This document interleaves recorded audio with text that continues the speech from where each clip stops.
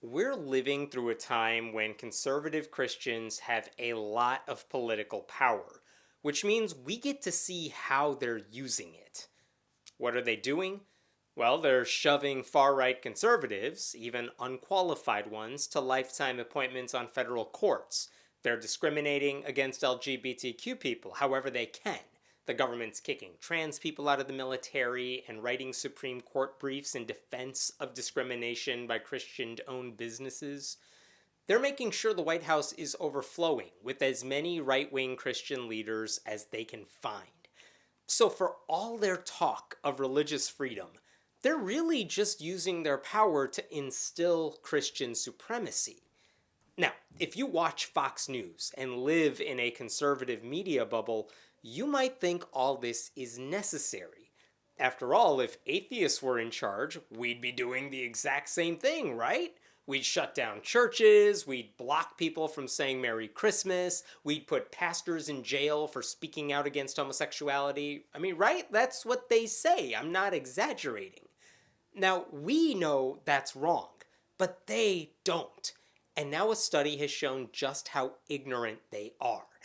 This week in the Washington Post, there was an article from a Denison University professor who showed how a majority of white evangelical Christians sincerely believe atheists would strip away their rights if given the chance, even though the research shows atheists don't want to do that. His study found that 60% of white evangelical Protestants believe that atheists, if they have the power, would block their ability to hold rallies, teach in public schools, have free speech, or run for office.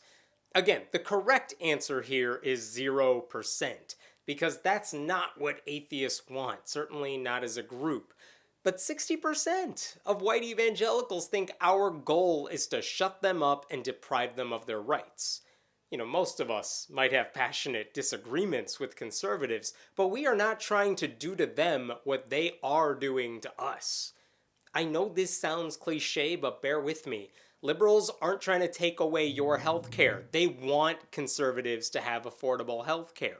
Liberals aren't trying to take away anyone's right to vote. They're fighting to make sure everyone of age can vote. Liberals aren't trying to gerrymander states for political gain. They're fighting for fair maps. Both sides are not the same, and most atheists are liberals in the US. Anyway, the professor went even further. He mentioned another survey he conducted a couple of years ago in which he asked various religious groups to name how much they liked other religious groups. So, naturally, there were atheists who really hated fundamentalist Christians, and fundamentalists who really hated atheists. No surprise there. Those people were then asked if, given the choice, they would allow those other groups to do things like give speeches, teach in schools, run for office, etc. Get this. Among atheists who said they hated Christian fundamentalists more than any other religious group, 65% of them said they would still be perfectly fine with those Christians having the same rights as everyone else. I wish the number were higher, but there you go. But among white evangelicals who hated atheists the most, even more than white supremacists, only 32% said the same. This is a core difference between the two groups, and it illustrates why the both sides are the same argument is ridiculous. We are not equally dogmatic, just on opposite sides of the spectrum. In fact, these results just emphasize a point I've made repeatedly.